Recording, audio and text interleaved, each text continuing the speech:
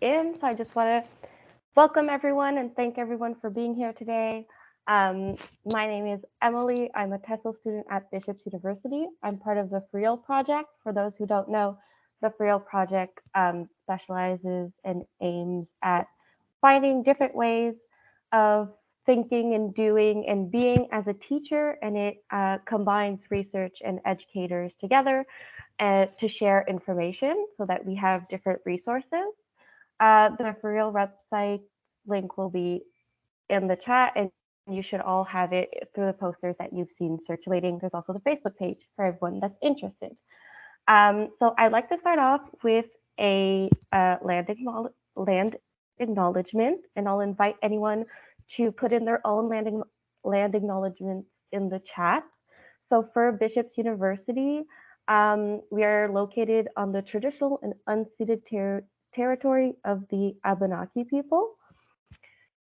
And our guest speaker today is Mimi Masson, who's an assistant professor at the Université de Sherbrooke, and who will be discussing teaching ESL from an anti-biased and anti-racist perspective. So her research focuses on language teacher identity development via anti-oppressive and anti-racist education. She specializes in using critical discourse analysis and arts-based research and methodologies. So the presentation should last around 40 minutes. At the end, there will be time for questions. So I invite everyone to save their questions for the end or to simply put them in the chat. Like it was mentioned, this is recorded. So if you want to keep your camera off, no problem. And we invite everyone to have their mics off during our speaker presentation. So thank you, everyone. And I'll leave the floor to Mimi. Thank you so much, Emily. I just want a quick note. Anjali told me 20 to 25 minutes, so I cut lots of stuff out of my presentation. So we'll have more time for a discussion and we can go into other things, I guess, after. So let me just share my screen. I think you can see my presentation. Yes? Okay. I'm not hearing anything, so I assume it's a yes. Yes, we can see it. Okay, okay, great. Okay, so thank you for inviting me to this For Real workshop. I think it's a great initiative to bring together teachers and educators and researchers to talk about these important issues for ESL teachers' practice. So today I'll talk about teaching ESL from an anti-bias and anti-racist perspective. My name is Mimi Masson. I work at the University of Sherbrooke and at the Faculty of Ed, as Emily mentioned. So I guess I won't go over my presentation too much of myself here again. Today, though, I will talk to you about four things. First of all, why Aber? So we'll do a little overview of why Aber perspectives matter for ESL teachers. We'll go over some of the principles of Aber and how language and race correlate. Then we'll talk about how teachers can develop their critical consciousness, and I'll show you some examples of the work that teachers have done with me.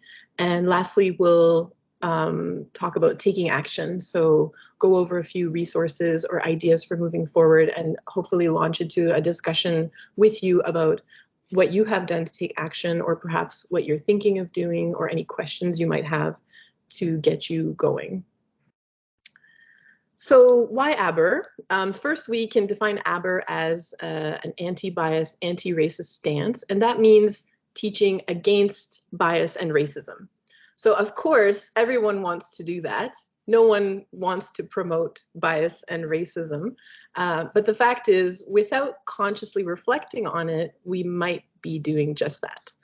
So in general, adopting an Aber stance is also about responding to a need for social justice and equity in our education system, and also preparing our students for life in the 21st century, and in particular, how to communicate respectfully with people from different walks of life. So in my view, there are two things to consider when engaging in Aber perspectives. First, it requires inner work. Figuring out who you are, how you're positioned in society, how you can or can't move through the world like everyone else. So for instance, I identify as a white, queer, cisgender settler woman with middle-class European French ancestry.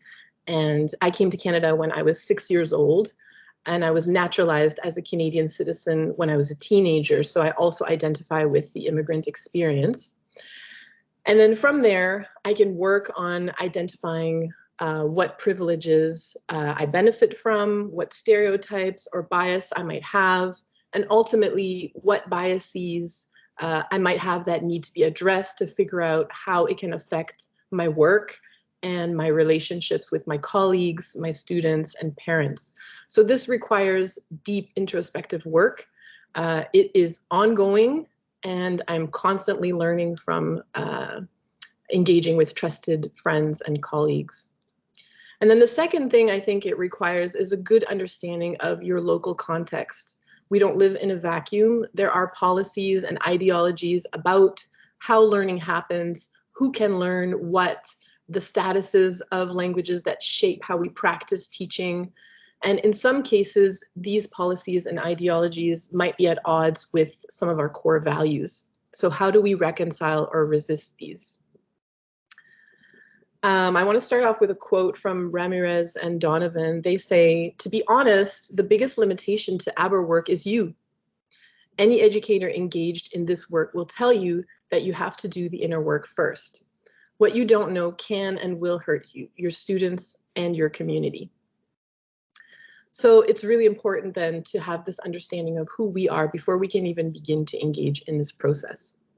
And with that, we need to kind of understand some of the core principles of an ABER stance. So fundamentally, a few principles form this basis. So first of all, the understanding that racism is endemic.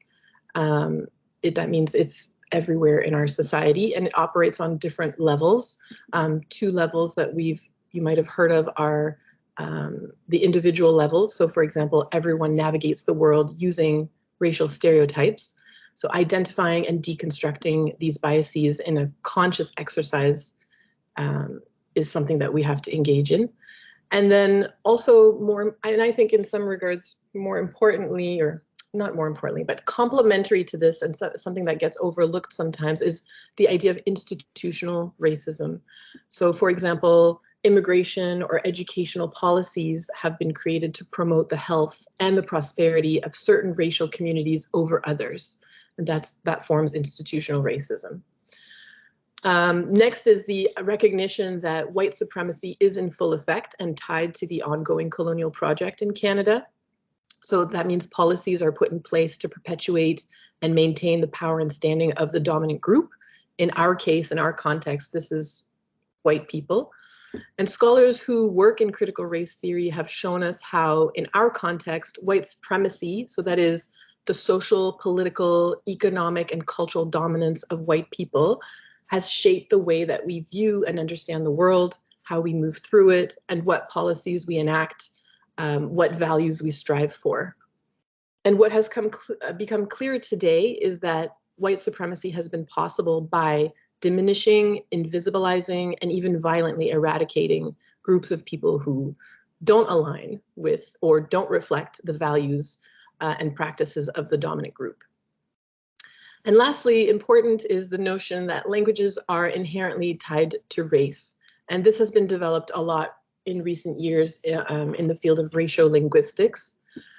So for example, we have this idea of the ideal native speaker, and this native speaker is sometimes something that students or teachers strive to emulate, but often the native speaker is constructed as a white speaker. We also have standard language ideology. So that's the idea that standard language that is promoted in our classroom is the best and most appropriate language, but also that language often reflects those values, those valued by white communities. And lastly, we have the idea of language hierarchies, for example. So with language hierarchies, this means we place value on certain varieties of languages over another. This can happen within languages. For example, think of the different varieties of French that we speak in Quebec. but also across different languages. So for example, English, French, and Chinese have strong economic power in the world, so they are viewed as desirable languages to learn, while Anishinaabe-Moan has less economic power and it's not viewed as a valuable language to learn. So being aware of this is the first step to engaging in an Aber stance.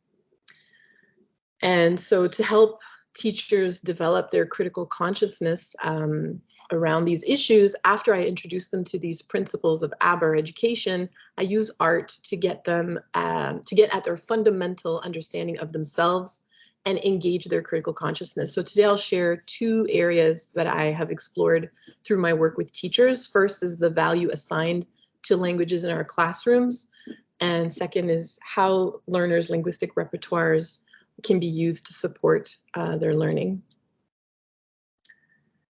So in the first project, we did plurilingual portraits. So in education, the notion of welcoming and including all students in the classroom is a pretty common aim.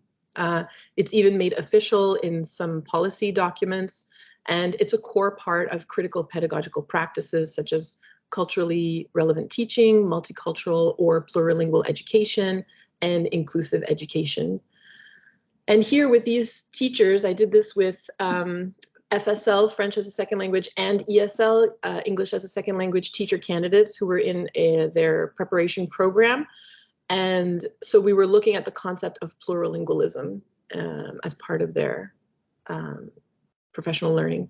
And so to understand this concept, we sought to elicit their view of languages, their relationship to languages, and the value that they place on them, and the value that they feel has been placed on their languages and cultures, by asking them to create a plurilingual portrait of themselves to locate their languages and cultures that are part of their linguistic repertoire. So you can see some examples here on the right of what they created.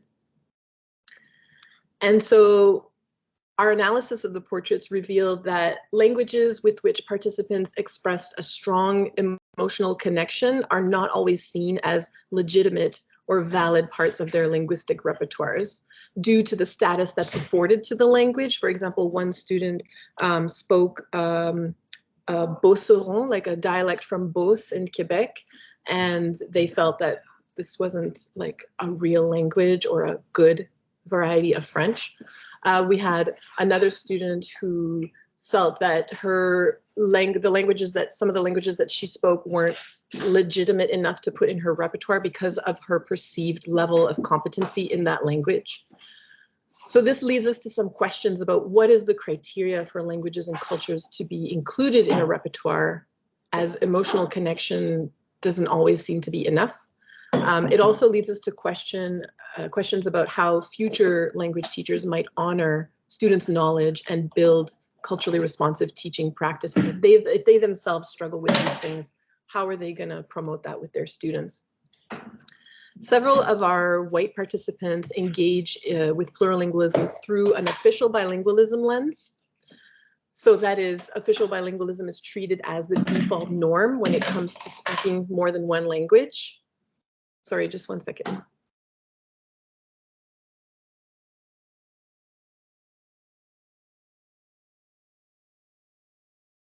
My child has come home.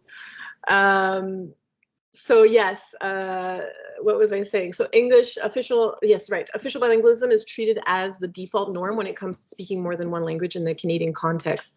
And so English and French hegemony, so that's the power of these languages, is reinforced through the official bilingualism policy in Canada. And that's unique to this context. So this is what I was talking about earlier, understanding your local context. So indeed, Canadian ESL teachers in the making, and especially white ESL teachers, seem to engage with the concept of plurilingualism through a bilingualism lens, at least at first. And we speculate that because the discourses about the benefits of official bilingualism are so strong in Canada and so tied to social mobility as well, like learn French, you're going to get a good job, you're going to work for the government. This is what we hear a lot in Ontario. It serves as a starting point for these candidates. So for teacher educators, this implies more work is needed to examine and deconstruct how legitimacy and access to multiple languages is constructed on Canadian soil. For Canadian plurilingual teachers, official bilingualism is a strong identity marker. So this notion has to be deconstructed with future teachers for them to understand language policies and how they shape their sense of self, and by extension, their potential students' sense of self, right? How official bilingualism plays out in unique ways for Canadian ESL teachers influences the way that they develop the notion of plurilingualism in their practice. We also noted, so our last point, a common association of languages with nations. So here we had a kind of reinforcing the idea of one nation, one language, which is a founding principle of monolingualism, and nations using language policies to create a national identity or agenda. Madame Sethi from 2020 highlights that the, quote, racial and linguistic ideologies in teacher preparation programs and practica can be a powerful subtext that conveys a message for these teachers about who should and can be, quote, good teachers. So of note is the fact that the racialized participants in this work do not relate to official bilingualism or express a positive valuation towards it to the same extent as our white participants.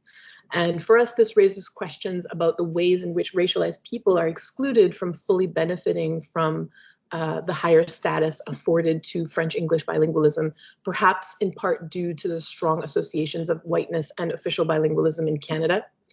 So taking into consideration the relationship between race and language might be particularly essential to Canadian plurilinguals in the making in order to disrupt nationalistic ideologies upheld in official bilingualism discourse. So I'll show you another project that we did. We created plurilingual poems to explore the notion of translanguaging. So this is another important trend, educational trend or movement right now. You can see some of the poems on the right here. And so, yes, this idea of translanguaging or drawing on various languages and cultures in learners' repertoires to support their learning. So there's still a lot of debate about how to incorporate the linguistic and cultural knowledge that learners bring to the classroom, especially for those who don't see that as a useful or valid form of knowledge when acquiring a new language.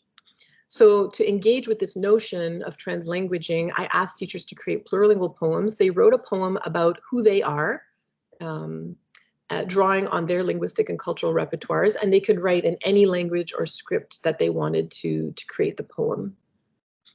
So first off, all the teachers expressed that it felt weird and like breaking the rules to combine different languages in a text. They said that this was never allowed when they were growing up. And to me, this speaks to the idea that languages must be kept separate and pure in order to speak or learn them properly. And this is a very strong idea, we could call it an ideology, I suppose, that many teachers have. And often what ends up happening is that the language that is seen as appropriate to use in the classroom is often the standard language. And of course, we know standard language is an idealized version of the target language that reinforces this notion of purity and appropriateness. And so against that are all other forms of language that then get labeled as unclear, inappropriate, or not valid, right? Think about slang, for example, or regional varieties, the dialects, for example, that I mentioned earlier. And we know from sociological and educational research that standard language ideologies are closely tied to racial ideologies. So the standard of French or English that is promoted as the best is often one that stems from white dominant groups in North American or European contexts. So I've done this activity several times with ESL and FSL teachers in Ontario. And the really interesting stuff came out when comparing the approach to translanguaging between these two groups. So the ESL teachers, especially those who identified as white, Anglophone, or English dominant, demonstrated a lot more resistance to including other languages in their poems. And you can see here, this poem has no translanguaging in it. It's all in English. And so to me, this spoke to the idea that people from the dominant group are not used to or comfortable with making space for other languages and cultures. And it's not necessarily that they didn't want to, they agreed with the need to do that, but believing something and then practicing something is two different things, right? So for white Anglophone teachers, and remember in Ontario, they are part of the dominant social group, making space for other languages and cultures often happens if and when they want to, right? When they're comfortable to make space. For teachers who were also part of a non-dominant group, either because they were racialized or because they identified as Francophone, they were much more willing to play with their linguistic repertoire and take up space. Remember, in Ontario, French is a minority language, and Francophone communities and speakers have had a long history of fighting for recognition and resources within the Ontario context. So you can see here, this was a poem written by a Franco-Ontarian student, and they wrote, I am from the Franco-Ontarien, and et j'en suis fier. So, you know, why did this notion of pride come into this poem? It's tied to that history of that long history of oppression that Francophone communities have experienced in Ontario. And for racialized teachers from international contexts, you know, that long-standing tension between English and French communities was not so much on their radar. They didn't receive that intergenerational trauma from growing up in the Canadian context, like many of us have here. They did, however, have their own experiences with English and its status in their home context. And so they were much more willing to take up space with their languages, such as Thai or Ngwa, which is a language from Cameroon. Then even the French speakers did. So right away, we can see that the context that the teachers grew up in, their relationship to the languages around them, and their social positioning really influences how they're able to engage with a pedagogical construct such as translanguaging for themselves, and by extension, I would argue in their classroom. So circling back to Ramirez and Donovan, they tell us to truly apply an Aber lens, it's important to help students speak out against bias and injustice, meaning you've spent time creating a community with your students, you've developed a shared language, and you've listened to every student. So the work that I conducted with the teachers here was really founded on, or really only possible because of a deep mutual respect between the teachers and myself and my team. They were positioned as experts and knowledge holders, and we solicited their knowledge and experiences and beliefs through art and discussion to form the basis of our conversations and examine these ideas critically. So it was very much a bottom-up approach rather than just, of course, we shared, you know, theory and stuff with them, but we didn't want to go from that perspective. We wanted to go from their lived and embodied experiences, and that led to some really, really fruitful conversations. And I would say also deep transformations. That's what they reported in the data. So I hope through this presentation, I was able to show how official policies and ideologies shape our experience when we're preparing to teach. So I would just reiterate, if you want to take action, it's really necessary to build trust and deep connections with your community so you can have these difficult conversations or vulnerable conversations. And then also, it's important to be kind to yourself. So work on changing 1 or 2 things at a time. Change can be slow. It just has to be steady. So where to start? If you want to engage in this kind of work, it would be good to start thinking about your positionality and how that might change in different settings. You can use some critical reflection resources or activities like Is Everyone Really Equal? That's the book at the top here by Sensoy and D'Angelo. It's used in a lot of teacher education programs, and they actually have chapters where they will help with steps. They'll walk you through identifying, for example, your stereotypes that you have or biases that you have so that you can then work on deconstructing them. You can also watch the TED Talk or read the article by Peggy McIntosh called White Privilege, Unpacking the Invisible Backpack. This is a pretty foundational text to understanding what is privilege and how it enables us to move differently through society. And, or you could do an activity like the Power Flower activity. I have links, but I don't know if I'm going to share the slides later or something with you so that you can access them. But basically the Power Flower activity is a way to figure out what are the kind of dominant groups in your local setting, and then put that against what groups you are a part of, you identify as being a part of, and then you can see whether you're part of the dominant group or not in different contexts. Something else that you can do is think about your local politics and linguistic context. So find out about the history of these if you can. I think history is really important for teachers to understand, like, where they're at now. Where did we come from? Where are we at? And where are we going? And so there's a lot of talk on like anti-racist work coming from the US, but we also need to think about what's happening in Canada. So here I wanted to share with you 2 resources on racism in Canada specifically. Policing Black Lives, State Violence in Canada from Slavery to the Present by Robin Maynard. She's a professor at McGill University, and this book is available in French and in English. Gives a really great overview of the history of Black communities in Canada.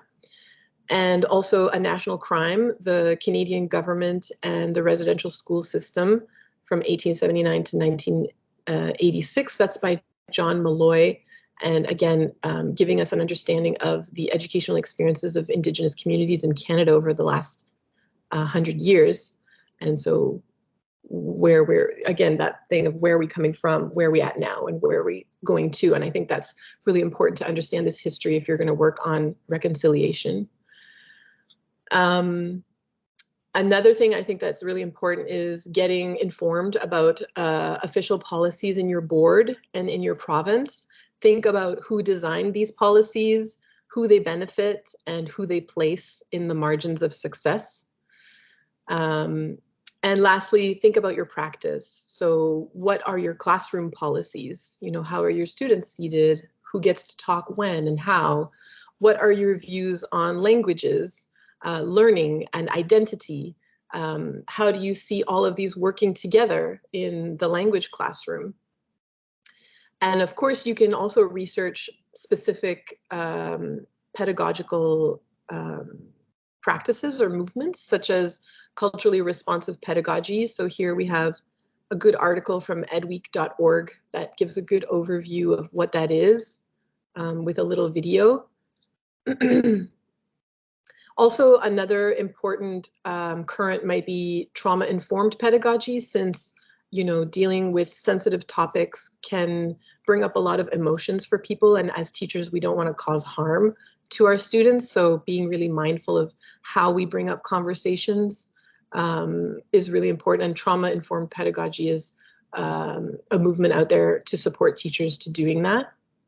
So this one is an article from the EdCan network that also gives a really good overview of what that is.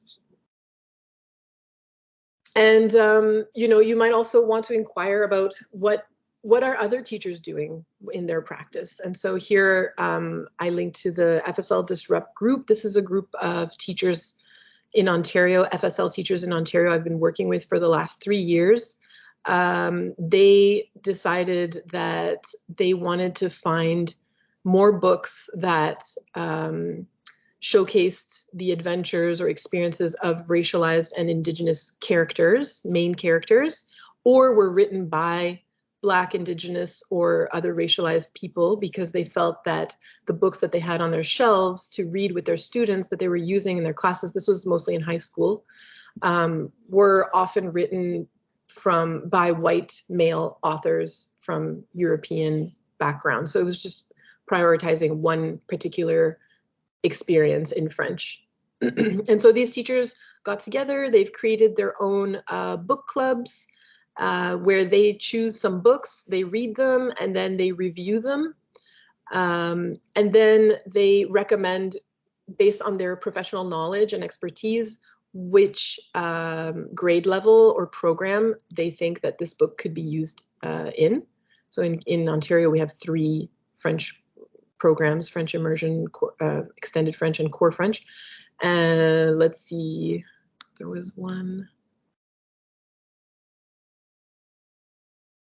And so we created a page for each book with a description of the book, information about which programs it might be appropriate for, some racial, ethnic, or geographic information either about the author or the characters or the setting of the book, some notes from the teacher, and then if the teacher was open to being contacted to share with you, if you wanted to use the book, for example, their email address is made available so they can connect, so you can connect with them.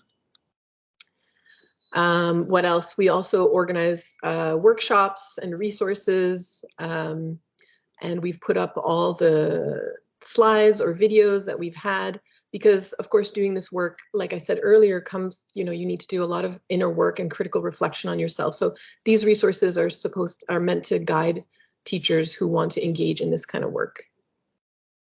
And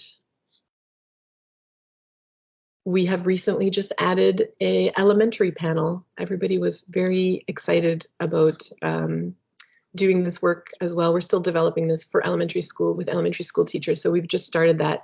And this year, we've also committed to making sure that our book list is at least 50% of the books in the books that we recommend on the site showcase stories of joy and excellence. So we're not just focusing on trauma and oppression when we're telling stories of racialized people. Because obviously, yes, the oppression that these communities have experienced is important and we should talk about it, but we don't want to create this narrative for our students that racialized people are, perpetual victims. There's also a lot of joy, a lot of excellence that come out of these communities and make important contributions to our society. So if you want to hear more about that, I will talk more about it at length. Thank you for having me. I just prepared a few questions for our discussion if you want to engage in this, or maybe you have questions for me. But I would love to hear what might be some policies that affect your practice in the context that you're working in. Have you thought about your positionality and privileges in Quebec society? And also what might be some biases to work on based on what you saw in the presentation. So I will open up the floor to you.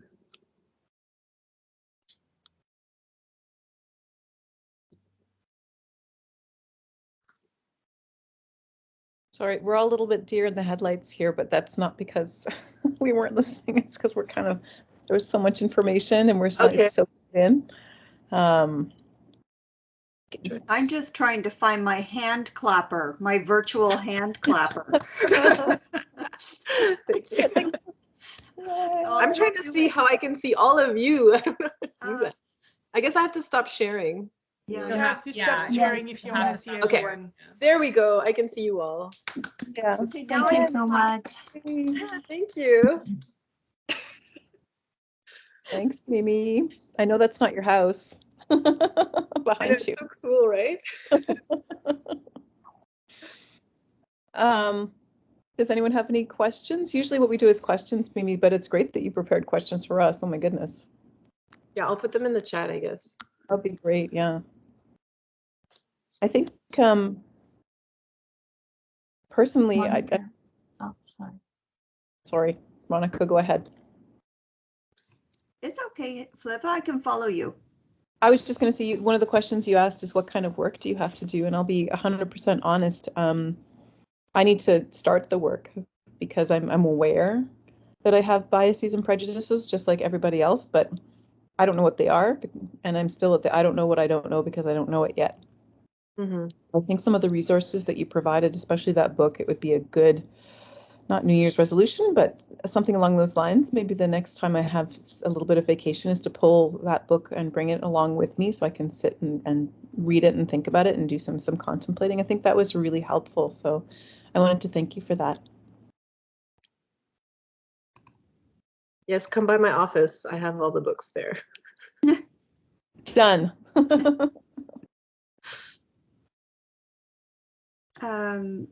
Oh, yay, Mimi put the questions in the chat so we can see them as we're chatting as well. I guess, well, I wanted to say thanks for the slides, Mimi, that were with the data from coming out of Ottawa, because yeah, the foolish chicken holds a near and dear spot in my heart, even though it exists no longer. So thinking about locality and seeing that poem made me just warm inside, now living in Quebec but missing Ottawa's foolish chicken. Yeah. But I had a question for you about your data there that was really interesting about the poems,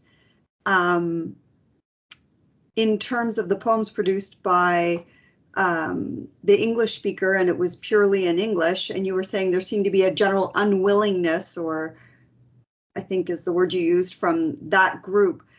But I'm just curious if it's I mean, yes, it certainly may be that, or the fact that one is never asked as a dominant language speaker to have to use any other languages. But I also wondered how that not just their willingness, but their ability to use any other language. Because as an Anglophone, you can be extremely lazy and exist in this world without ever learning another word of another language, because you expect the world to adjust to what you're doing. So do they even know any other words to incorporate into their poem? That's an excellent point. I love that. Absolutely. Well, okay.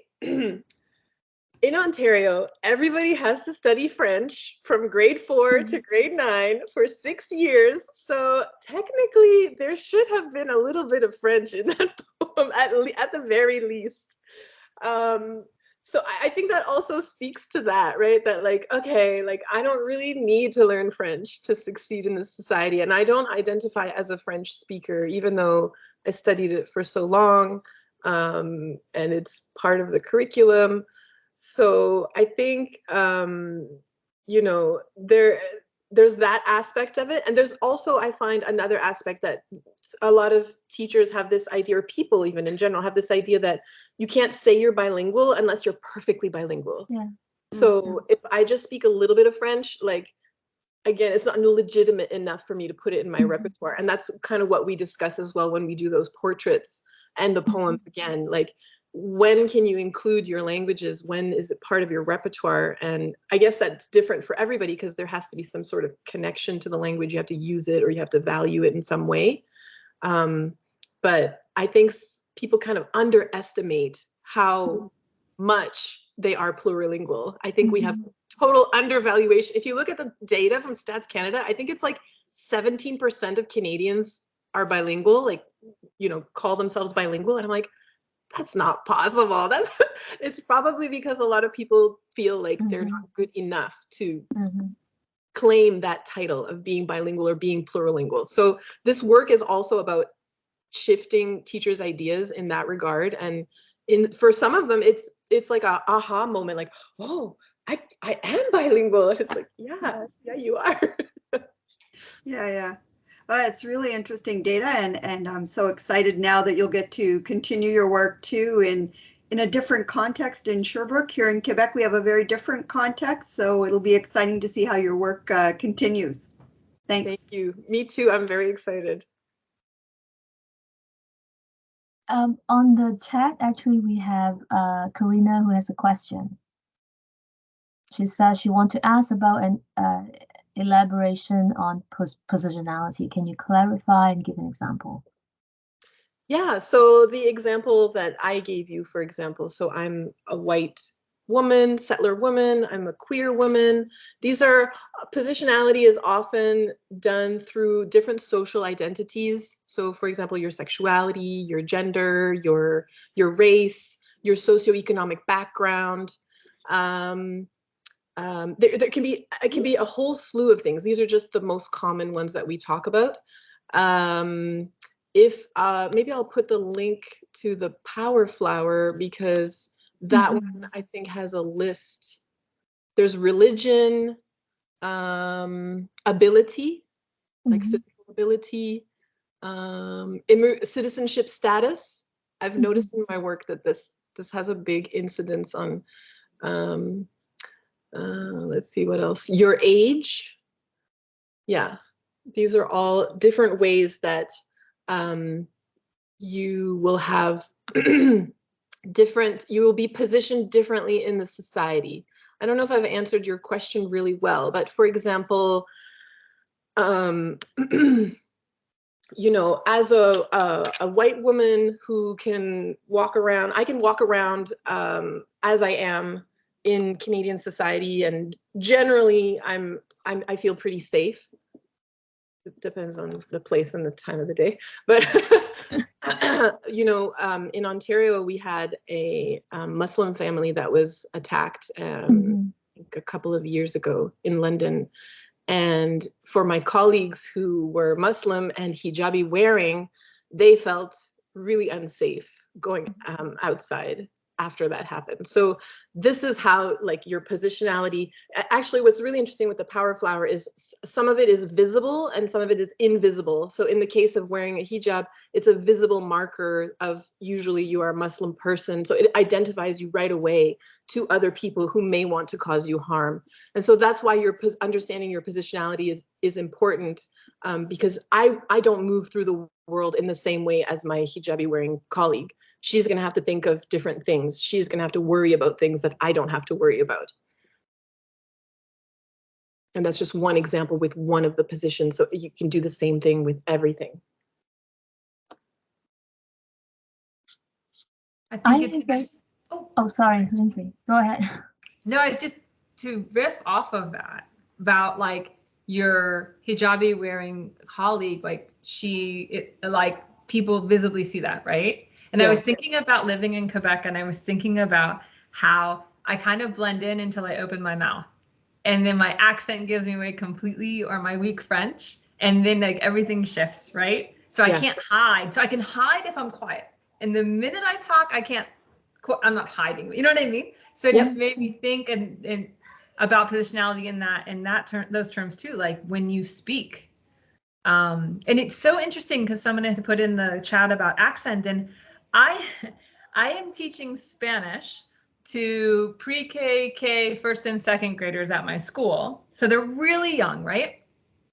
And they make fun of my French accent. I don't speak in French often, but if I say their names, for example, and they make fun of my accent. And I always think they're so young to be like making fun of me.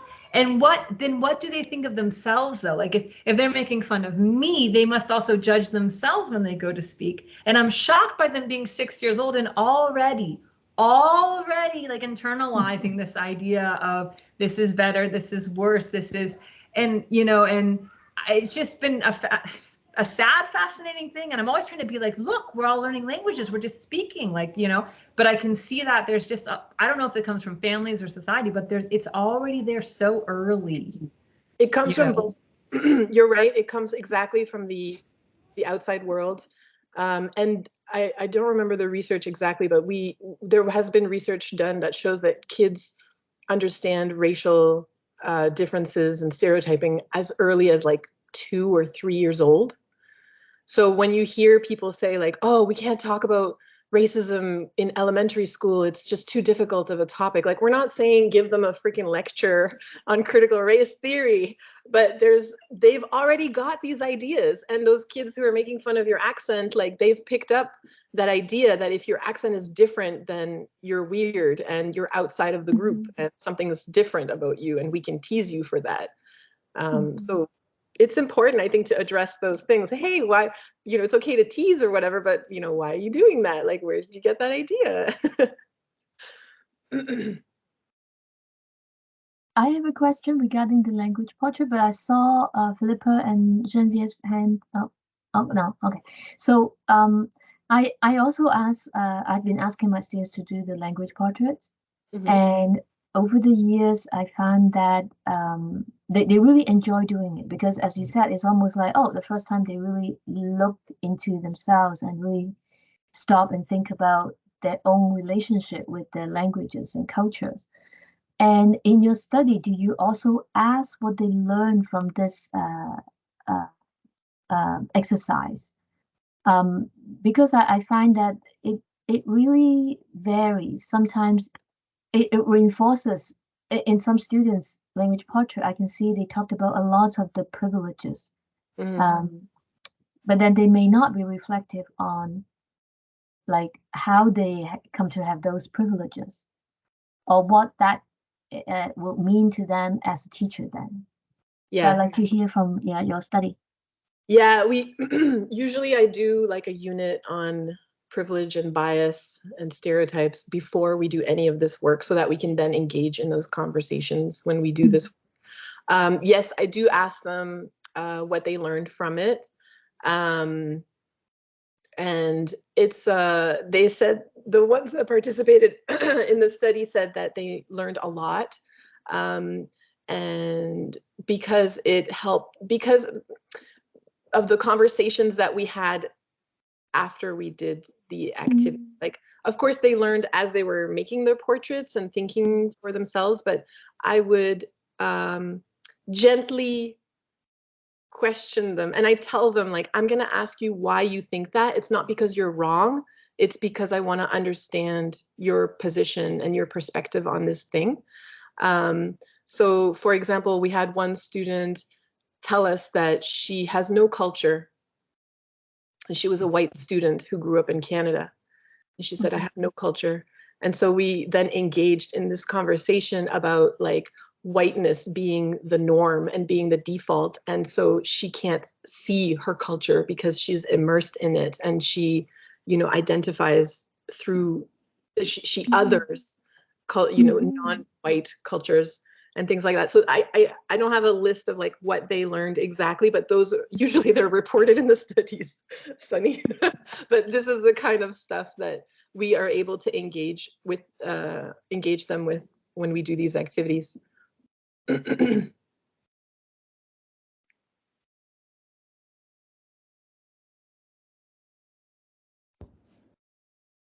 Okay, Gabrielle and then Philippa. Hi. First of all, I apologize for not having my camera.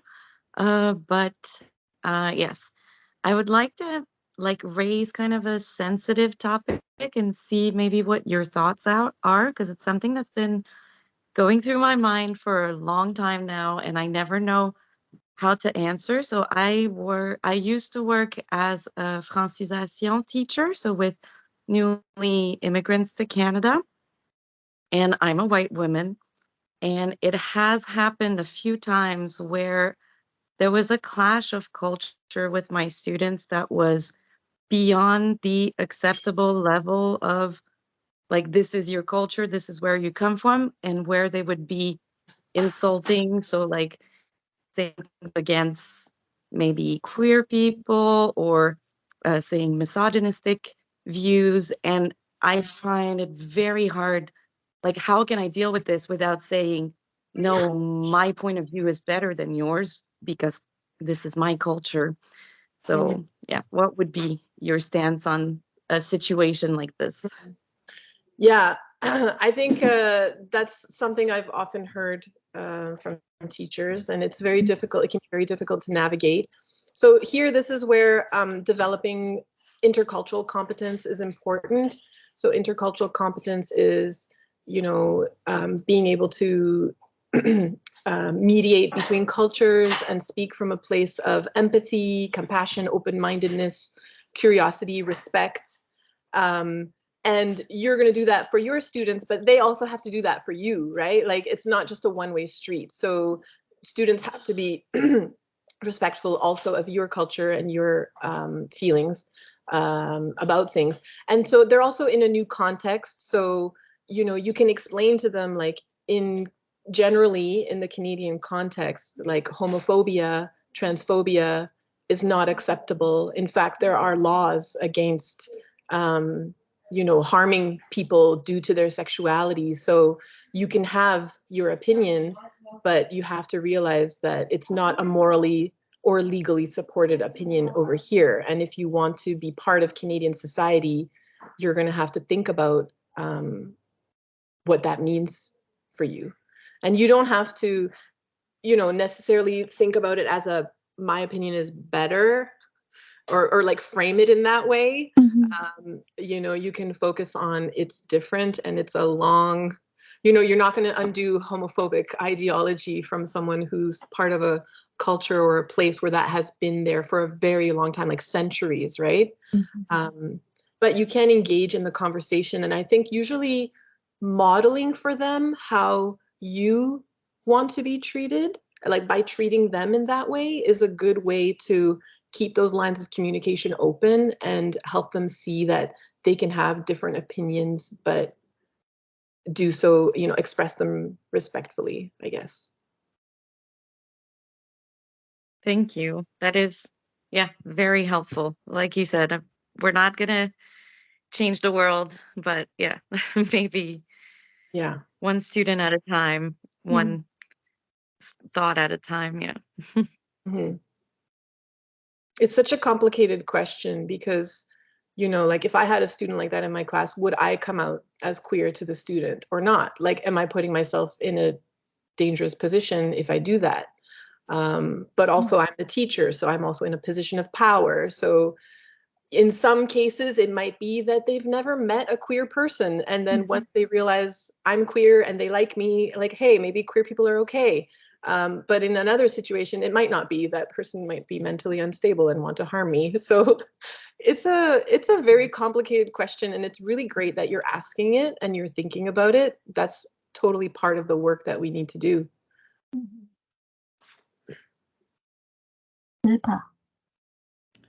I think I keep forgetting my question because I keep getting caught up in these really interesting questions and then the discussion that stems from them. I'm like, oh my goodness. Yeah, it just, so the last question just reminded me of a conversation that I had with a former high school student of mine. So one that was my student when I was a high school teacher. And we were having this conversation on Saturday about, you know, what are our values as a culture and a society, and how do we adapt to people in front of us? So it really brings back that question that you had about how to deal with newcomers to Canada who we want to welcome into our classroom, and we want to make them feel, you know, that their values and culture is respected, but at the same time, you know, how to draw that line and ensure that everybody is respected. And I think in Western culture, one of our values, our core values, at least, is you know, the democratic ideal and human rights, right, that you were just referring to as a baseline. And I think that you need to, as a teacher, take a stand there and feel good about taking a stand on that one. I think that at some point you have two cultures meeting, or many cultures meeting, and there's going to be disagreements about you know, positions in society and what, for example, women can wear or can't wear. But I think as a teacher, we have to recognize that our classroom, if as a value, is a safe space, and that, as Mimi points out, that, you know, there's basically laws in place to protect that as a sort of safe place for discussion. So if you need to fall back on it, that's somewhere that you can draw the line and fall back and say, you know, I respect that you have differences of opinion and culture, but, you know, in Canada we have this baseline respect for human rights and dignity, and I need to preserve that in my classroom as well. And that's for me, and that's for the students that are there. I think my original question, like way back, and I don't know if you want to speak to this or not, Mimi, a lot of your research is in Ontario contexts, right, with FSL and sort of it was so interesting for me to listen to how the minority French speakers have been kind of put to one side, or not as, you know, not made as important. I'm you know that Carolyn and I do this research too. Have you done any of that kind of research in Quebec context yet? Have you had a chance to since you arrived, or is it something that you're planning on doing? I'd love to see the flip.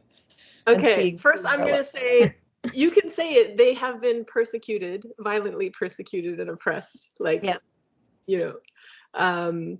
But have I done it in the Quebec context? Not yet. I just got here last summer. I know. And so I have all this data from where I was before in Ontario, and I'm really excited to try to do something similar over here. And we're also revamping our B.Ed program, so I haven't gotten a chance to teach the students and work with them yet. But I will definitely be applying some of the same work that we did, doing some of the same work. And I really want to see like what's the reaction to the students, what are the issues that come up, and how do they compare to Ontario, this Anglo-dominant context.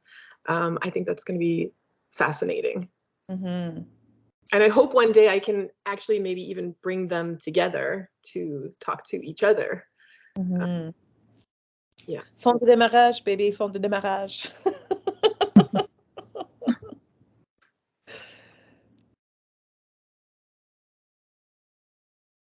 Do we have questions from the audience? The students particularly, don't be shy, just pose your questions.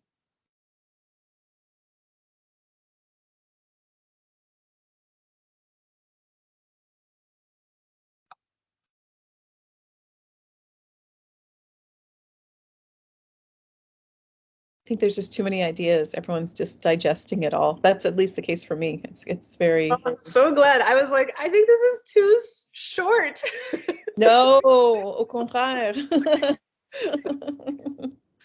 Not Okay, short, I but like rich. that. Leaving you little crumbs to pick up. Yeah, no, super rich. Well, I'll take advantage for a quick minute and remind everyone, if you're not on our email list, which is where we send you an email about future webinars, so you'll be aware of them, you can put your email address in the chat and Anjali will add you to our email list. So you just type it in and you'll be taken care of, and you'll know about the several other webinars we still have in 2024. So that's my little piece there, my little plug. Thank you, Lindsay.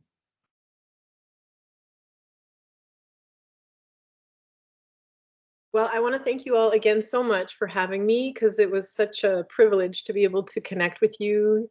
I think you're all in Quebec, so I'm really looking forward to building my network of colleagues over here. So please don't hesitate to reach out if you want to chat some more about any of these things. You're awesome, Mimi, as always. I knew you would be anywhere. Yay! Thank you so much, Mimi. Thanks. Bye-bye, everyone. Thank you. Thanks, Mimi. Bye. Bye. Thank you for coming.